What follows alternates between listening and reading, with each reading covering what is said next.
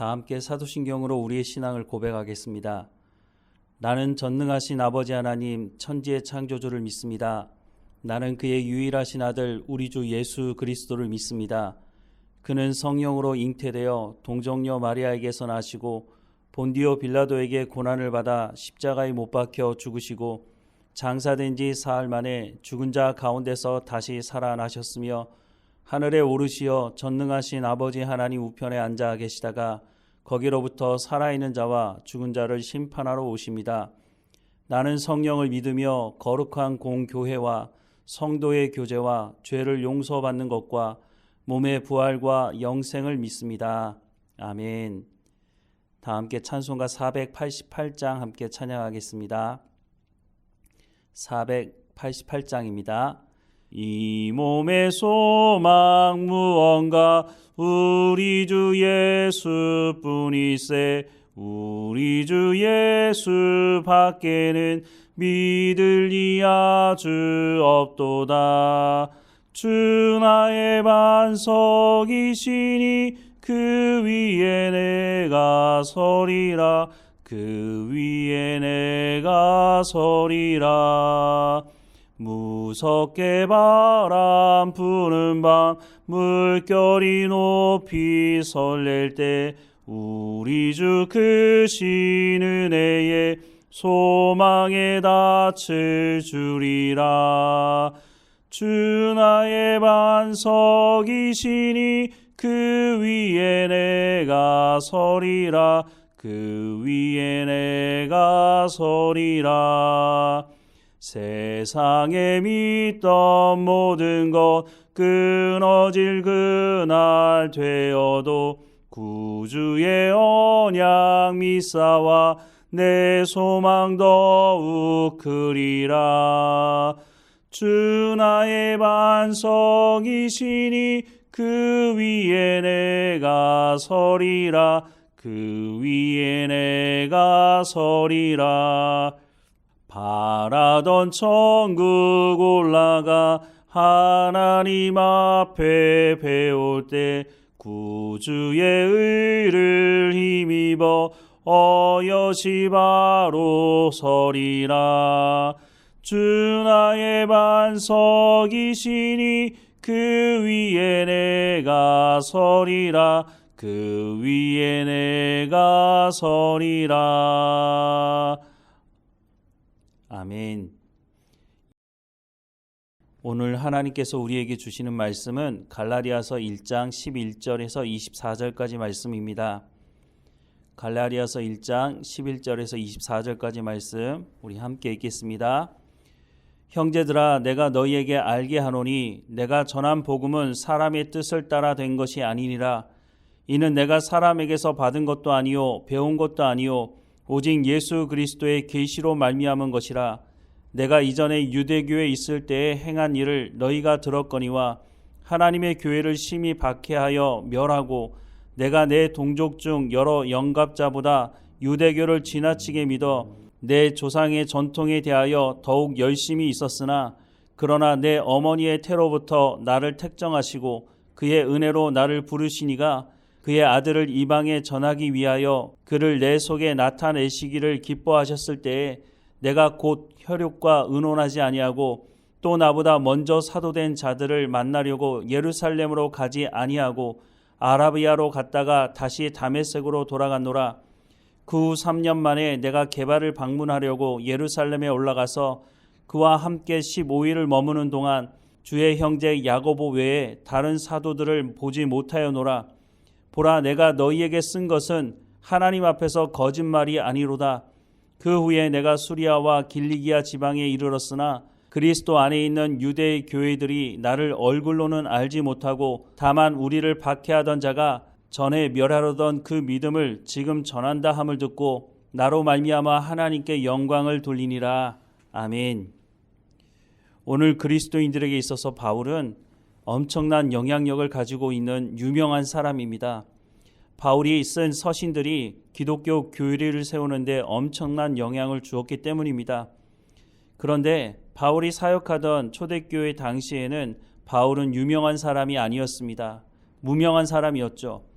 바울이 사도로 인정받긴 했지만 바울은 예수님께서 사역하실 때 예수님을 따라다녔던 제자도 아니었습니다. 오히려 예수님을 믿는 사람들을 잡아들이는 데 앞장섰던 사람이었습니다. 그런데 그냥 잡아들이는 것이 아니라 당시 그리스도인들이 바울의 이름을 들으면 두려워 떨 정도로 악명이 높았던 사람이었다고 하는 것입니다. 그래서 예수님을 만나고 회심한 이후에도 오랜 시간 동안 바울에 대해 오해하는 사람들이 적지 않았습니다. 바울이 다메섹에서 예수님을 영접하고 난 후 예루살렘에 갔을 때도 대부분의 사람들은 바울을 만나려고 하지 않았습니다. 사도행전 9장 26절부터 30절 말씀을 보면 사울이 예루살렘에 가서 제자들을 사귀고자 하나 다 두려워하여 그가 제자됨을 믿지 아니하니 바나바가 데리고 사도들에게 가서 그가 길에서 어떻게 주를 보았는지와 주께서 그에게 말씀하신 일과 다메섹에서 그가 어떻게 예수의 이름으로 담대히 말하였는지를 전하니라. 사울이 제자들과 함께 있어 예루살렘에 출입하며 또 주 예수의 이름으로 담대히 말하고 헬라파 유대인과 함께 말하며 변론하니 그 사람들이 죽이려고 힘쓰거늘 형제들이 알고 가이사랴로 데리고 내려가서 다소로 보내니라 라고 말씀하고 있습니다. 바울이 회심하고 예루살렘을 방문했지만 예루살렘 교회 사람들의 반응은 냉담했습니다. 바울이 예수님을 영접했다고 거짓말하고 자신들을 다 잡아들여서 감옥에 가둘 수 있다는 생각을 했기 때문이었습니다. 그때 바나바가 나서서 바울을 소개하고 있지만 그 이후로도 바울에 대해서 의심을 가지는 사람들이 적지 않았다고 하는 것입니다. 바울은 회심한 이후에 예루살렘에 오랫동안 머물지 않았습니다. 어쩌면 바울이 예루살렘에 머물면서 사도들로부터 또한 예수님을 만났던 사람들을 통해서 예수님에 대한 이야기를 충분히 듣고 배울 수 있는 시간이 될 수도 있었습니다. 하지만 바울은 그렇게 하지 않았습니다.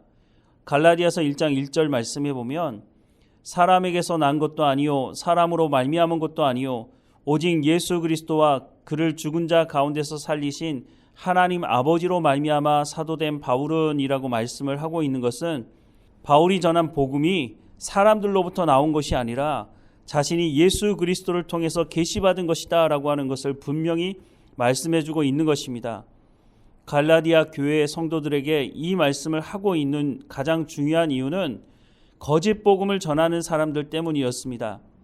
당시 거짓 복음을 전하는 사람들은 자신들이 예루살렘에서 왔다고 또 자신들이 베드로도 잘 알고 예루살렘 교회의 지도자였던 야고보도 잘 안다고 이렇게 말하는 사람들이었다고 하는 것입니다. 물론 이 사람들의 말이 틀리지 않을 수도 있습니다.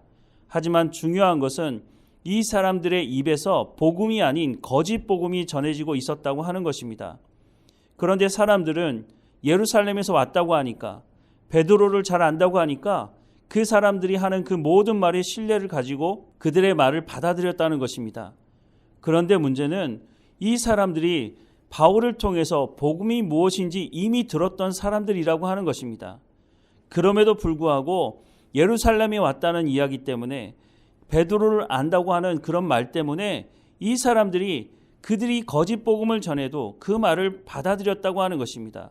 특별히 거짓 복음을 전했던 사람들은 유대주의자들의 전통을 강조했던 사람들로 보입니다. 그 중에서도 할례를 받아야 구원받을 수 있다라고 말을 하는 사람들이었다고 하는 것이죠. 예수님은 할례를 받아야 구원받을 수 있다고 말씀하신 적이 없습니다.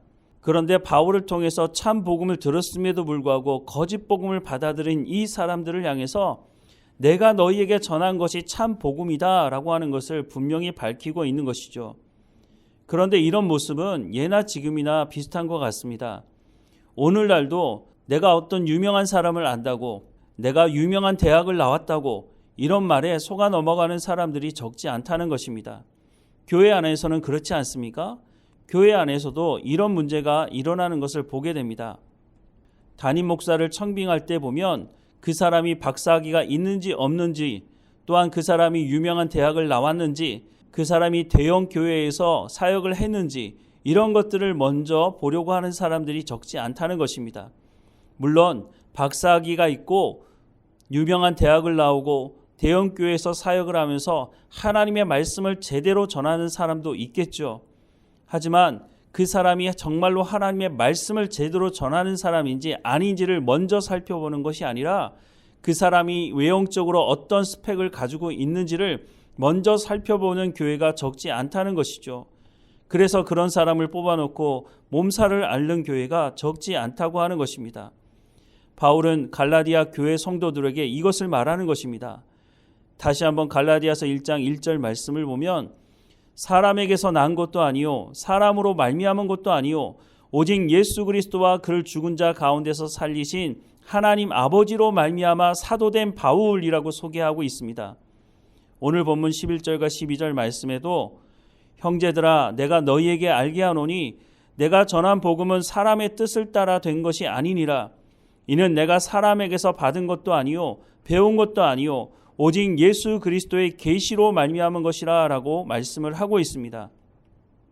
바울은 어떤 사람이냐가 중요한 것이 아니라 그 사람이 예루살렘에서 왔든지 그 사람이 사도들을 잘 알고 있든지 알지 못하고 있든지 지금 그들의 입을 통해서 나오는 그 말씀이 복음이냐 거짓 복음이냐라고 하는 것을 말씀하고 있는 것입니다. 거짓 복음의 말씀을 계속 듣게 되면 그 사람의 영적인 삶이 어떻게 되겠습니까? 엉망이 되고 마는 것이죠.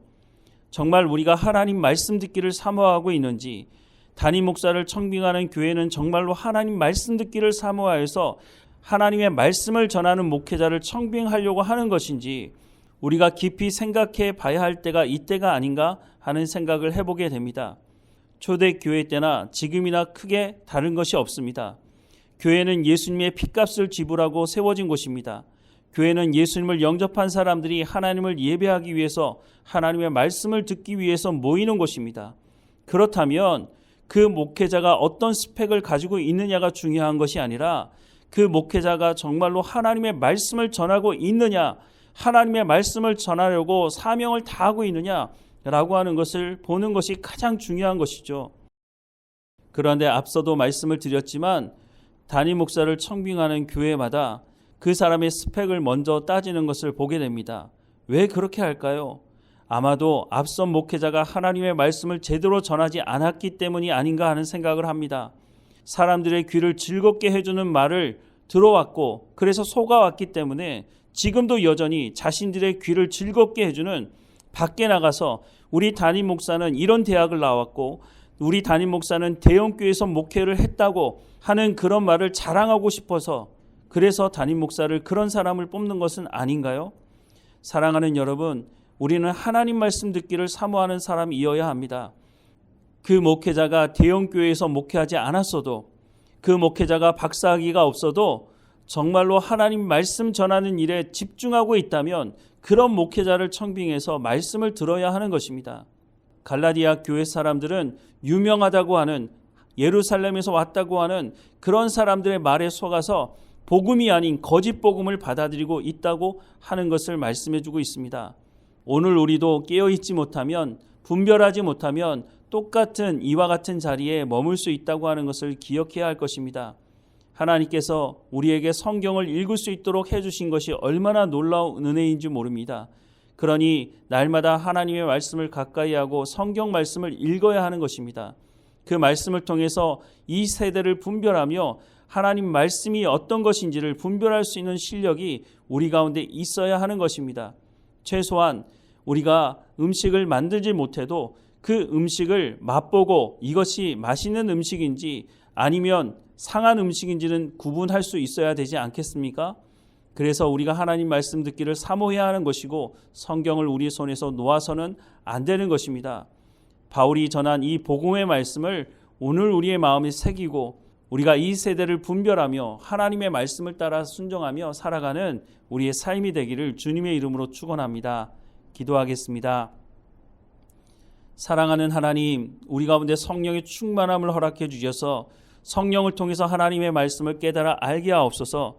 이 세대를 분별하게 하시며 거짓 복음이 판치는 이 세상 속에서 하나님의 말씀을 온전히 붙들고 살아갈 수 있도록 이 세대를 분별하며 하나님의 백성다운 삶을 살아갈 수 있도록 하나님 우리의 삶을 주관하시고 인도해 주옵소서. 거짓 복음에 우리 귀를 즐겁게 하는 말에 속아 넘어가지 않도록 하나님의 말씀을 온전히 붙들고 살아가는 우리의 삶이 될 수 있도록 은혜를 베풀어 주옵소서. 오늘도 어느 곳에 있든지 하나님과 동행하게 하시며 하나님 우리 가운데 맡겨진 모든 사명을 잘 감당하게 하옵소서. 우리 가운데 말씀하신 그 복음의 말씀을 우리의 마음에 새길 뿐만 아니라 또한 복음을 증거하는 증인으로서의 삶을 온전히 살아갈 수 있도록 또한 우리의 삶을 주장하시고 인도해 주옵소서. 늘 우리와 함께 하시는 하나님께 감사하고 예수님의 이름으로 기도드립니다. 아멘. 하늘에 계신 우리 아버지, 아버지의 이름을 거룩하게 하시며 아버지의 나라가 오게 하시며 아버지의 뜻이 하늘에서와 같이 땅에서도 이루어지게 하소서.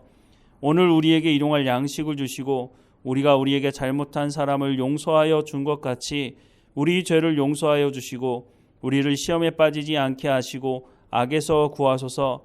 나라와 권능과 영광이 영원히 아버지의 것입니다. 아멘.